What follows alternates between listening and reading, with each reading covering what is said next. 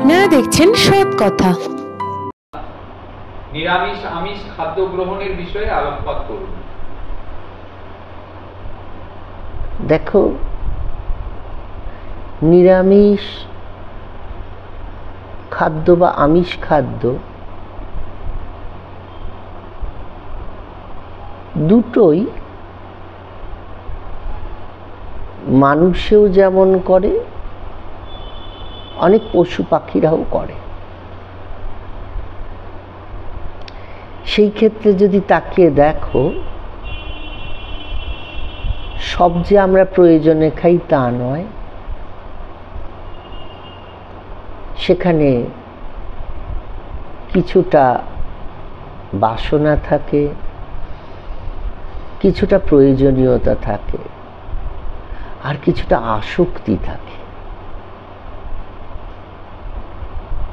এবারে যদি খাদ্যাভ্যাস বলো, তাহলে যে যেটা অভ্যাস করেছে।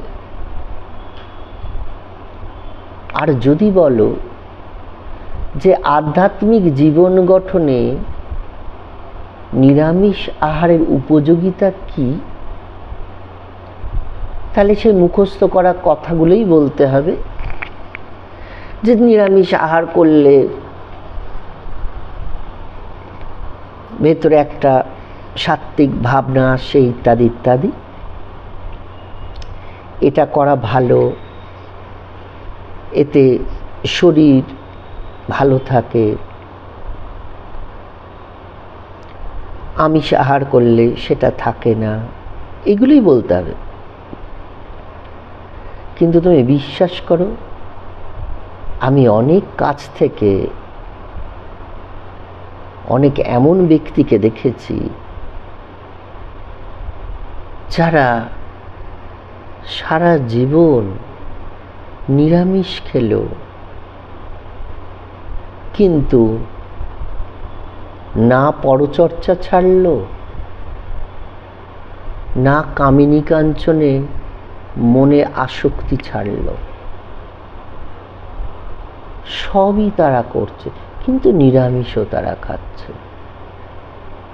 আবার এমনও দেখেছি যে হয়তো দুবেলা মাছ ভাত মাংস ভাত ছাড়া খেতে পারে না, অসুবিধা হয়, কিন্তু ঈশ্বরের প্রতি গভীর অনুরাগ, ধ্যানে বসলে দীর্ঘক্ষণ তন্ময় হয়ে যায়, চোখ ভেসে থাকে, এমন আমি প্রচুর দেখেছি।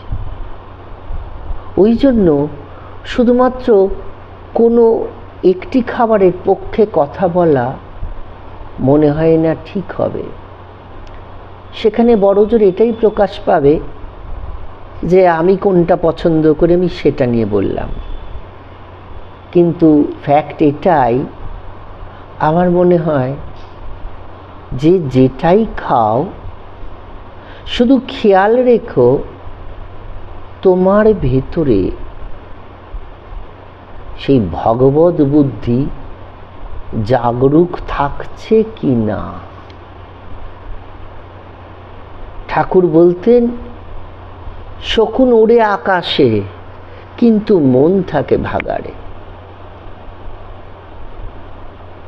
ওইটি যেন না হয়।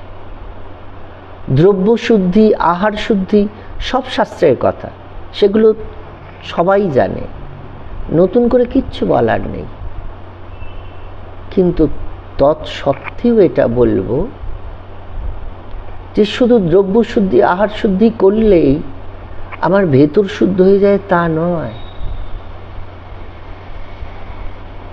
এবারে ভেতর শুদ্ধ যদি হয়ে যায়, তাহলে তোমার যেটা প্রাণে চায়, তুমি ফল খেয়ে থাকতে পারো, তুমি জল খেয়ে থাকতে পারো, তুমি উপোস করে থাকতে পারো, তুমি নিরামিষ আহার করতে পারো, তুমি আমিষ আহার করতে পারো, কোনো সমস্যা নেই। শুধু দেখতে হবে ভেতর আত্মশুদ্ধির যে ব্যাপারটা, সেটি ঘটেছে কি না। সেটি হলে সব ঠিক আছে, কোনো অসুবিধা নেই।